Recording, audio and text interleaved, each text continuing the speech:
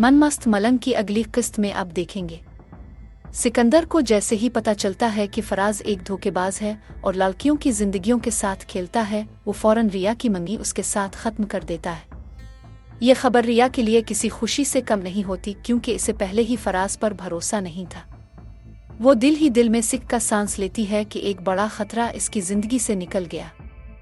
मगर दूसरी तरफ फराज के अंदर इंतकाम की आग भड़क उठती है। वो किसी भी कीमत पर अपनी बेइज्जती का बदला लेना चाहता है।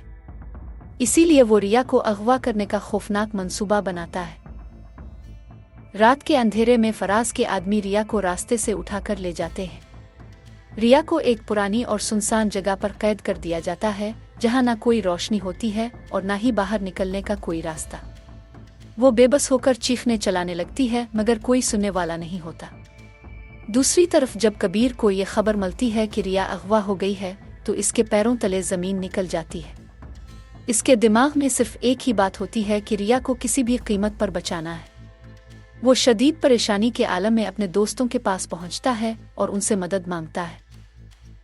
दोस्त मशवरा देते हैं कि सबसे पहले रिया के मोबाइल की लोकेशन निकाली जाए, ताकि पता चले कि इसे कहां ले जाया गया है।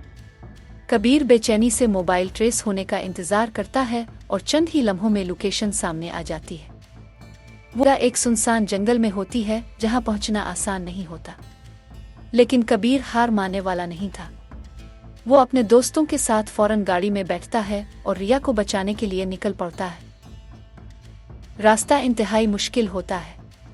जंगल में दाखिल होते ही हर तरफ अंधेरा छा जाता है। दरख्तों की शाखें रास्ता रोकने लगती हैं और जगह जगह खतरनाक आवाजें आती हैं, मगर कबीर के कदम नहीं रुकते। वो बस एक ही धन में चलता जाता है कि रिया को बचाना है। कुछ देर बाद वो एक पुरानी गार के करीब पहुंच जाते हैं, जहां अगवाकारों ने रिया को कैद कर रखा होता है। कबीर अपने दोस्तों को बाहर रुकने का कहता है और खुद तन्हा अंदर जाने का फैसला करता है। बेहद गुस्सा लिए कबीर दरवाजा तोड़कर अंदर दाखिल होता है। वहां रिया को देखकर उसका दिल तड़प उठता है। रिया के हाथ और पांव बंधे होते हैं और उसकी आंखों में खौफ नजर आता है। कबीर जल्दी से भागकर उसकी रस्सियां खोलता है, मगर जैसे ही वो इसे आजाद कराने लगता है, अचानक पीछे से एक तेज आवाज आती है और गोली चल जाती है। गोली कबीर के कंधे में लगती है और वो लड़खड़ाकर जमीन पर गिर जाता है।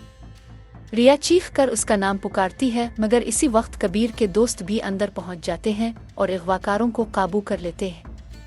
वो सब पर टूट पड़ते हैं और एक एक करके सबको धूल चिट्टा देते हैं। कुछ देर की जबरदस्त लड़ाई के बाद आखिरकार वो सब डाकुओं को काबू कर लेते हैं और कबीर को जल्दी से अस्पताल ले जाने के लिए गाड़ी में डालते हैं। रास्ते में कबीर के दोस्त उसकी माँ और भाई मुबीन को फोन करके सारी सूरत हाल बताते हैं। जैसे ही कबीर की माँ को पता चलता है कि इसके बेटे को गोली लगी है, इसका दिल दहल जाता है। वो फौरन मुबीन के साथ अस्पताल पहुंचती है, जहां डॉक्टर ऑपरेशन थिएटर में कबीर का इलाज कर रहे होते हैं। हर कोई बेचैनी से डॉक्टर के बाहर आने का इंतजार कर रहा होता है। देर बाद डॉक्टर बाहर आकर सबको तसल्ली देता है कि कबीर अब खतरे से बाहर है। ये सुनते ही सबके चेहरों पर सुकून आ जाता है। कबीर की माँ उसके पास आकर उसके माथे पर हाथ रखती है और रोते हुए शुक्र अदा करती है कि इसका बेटा जिंदा है।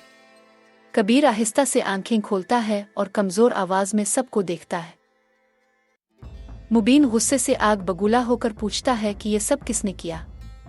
कबीर आहिस्ता से कहता है कि ये सब फराज ने करवाया। इसने ही रिया को अगवा करवाया और मुझे मारने की कोशिश की। ये सुनते ही मुबीन का खून खौल उठता है। वो फौरन पुलिस के साथ फराज के घर पहुंचता है, इसे गिरफ्तार करवाता है और थाने ले जाकर सब कुछ उगलवा लेता है। अदालत में जब सब सबूत पेश किए जाते हैं, तो फराज के खिलाफ फैसला सुनाया जाता है और इसे सख्त तरीन सजा दी जाती है। यह दिन कबीर और रिया के लिए बहुत बड़ी जीत का दिन होता है। उनकी जिंदगी से एक जहरीला इंसान हमेशा के लिए निकल जाता है। कुछ दिन बाद कबीर और रिया की धूमधाम से शादी हो जाती है। दोनों की खुशियों भरी नई जिंदगी शुरू हो जाती है, जहां ना कोई खौफ होता है और ना कोई परेशानी। अगर आपको ये ड्रामा पसंद आ रहा है तो वीडियो को लाइक करें, चैनल को सब्सक्राइब करें और बेल आइकन दबाएं ताकि आप कोई अपडेट मिस ना कर सकें।